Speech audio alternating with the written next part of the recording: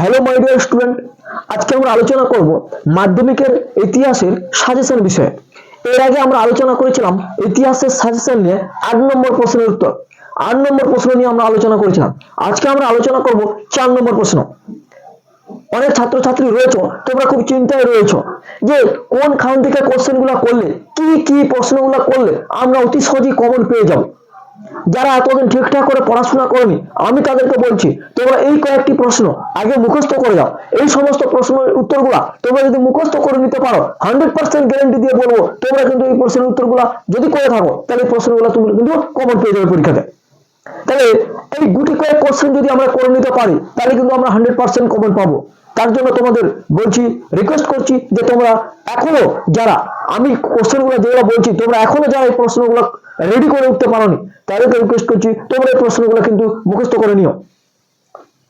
তাহলে চলো বেশি কথা না বলে শুরু করি। আজকে আমাদের আলোচনার বিষয় ইতিহাস সাজেশন। যারা মাধ্যমিক দিচ্ছ তাদেরকে শুভেচ্ছা জানিয়ে তোমাদের পরীক্ষা ভালো হোক এই কথা জানিয়ে আমরা আজকে আলোচনা করছি ইতিহাস বিষয়ে 4 নম্বর প্রশ্নের সাজেশন।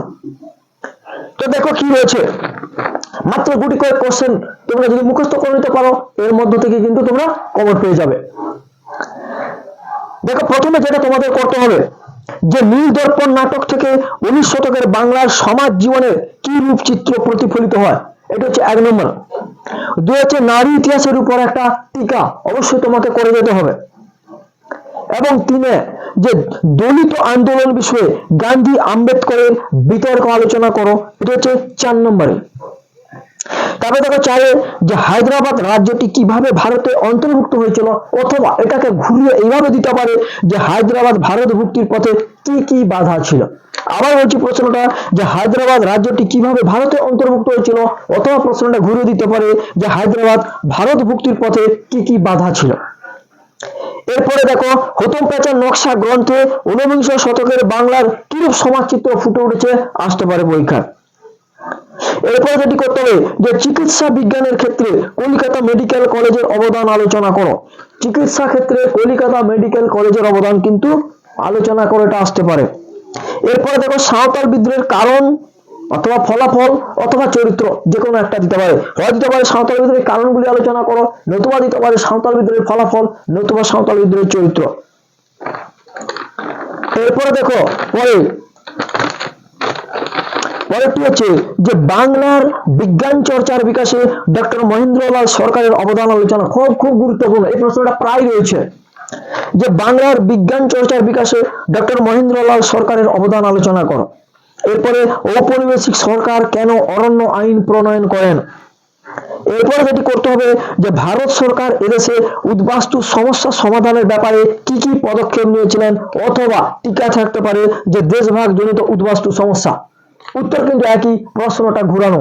প্রশ্নটা আবার বলছি যে ভারত সরকার এদেশে, যারা এখনো খাতা কলম বার করেন তাড়াতাড়ি লিখে নাও যে ভারত সরকার এদেশে উদ্বাস্তু সমস্যা সমাধানের ব্যাপারে কি পদক্ষেপ নিয়েছিলেন, অথবা দেশভাগ জনিত উদ্বাস্তু সমস্যা। এই সমস্ত প্রশ্নগুলো কিন্তু তোমরা খাতা কলম নিয়ে লিখে নাও।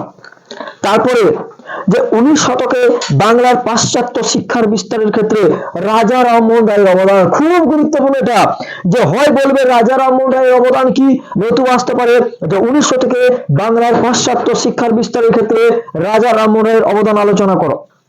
পরের প্রশ্ন যে আধুনিক ইতিহাসের উপাদান হিসেবে জীবনের ঝরা পাতা, সেটার সম্পর্কে আলোচনা করো। এরপরে ভারত ছাড়ো আন্দোলনে নারীদের অংশগ্রহণ সম্পর্কে টিকা দিতে পারে যে ভারত ছাড়ো আন্দোলনে নারীদের অংশগ্রহণ। এরপরে কারিগরি শিক্ষার বিকাশে বেঙ্গল কেমিক্যাল ইনস্টিটিউটের ভূমিকা কি ছিল, এটি 4 নম্বরের জন্য খুব গুরুত্বপূর্ণ। এবং পরের প্রশ্ন যে ছাপা বইয়ের সঙ্গে শিক্ষা বিস্তারের সম্পর্ক আলোচনা করো। তাহলে ছাপা বইয়ের সঙ্গে শিক্ষা বিস্তারের যে সম্পর্কটা সেটা কিন্তু আলোচনা করতে বলা হয়েছে। এবং 19 শতকে পরের প্রশ্ন যে 19 শতকে নারী শিক্ষা বিস্তারে বেথুন সাহেব কি ভূমিকা গ্রহণ করেছিলেন। এই প্রশ্নগুলো তোমাকে কিন্তু অবশ্যই করে যেতে হবে। এখনো এই প্রশ্নগুলো যারা মুখস্থ করনি বা তৈরি করে উঠতে পারোনি তাদেরকে রিকোয়েস্ট করবো এই সমস্ত প্রশ্নের উত্তরগুলো করে যাও, আশা করি তোমরা কমন পেতে বাধ্য।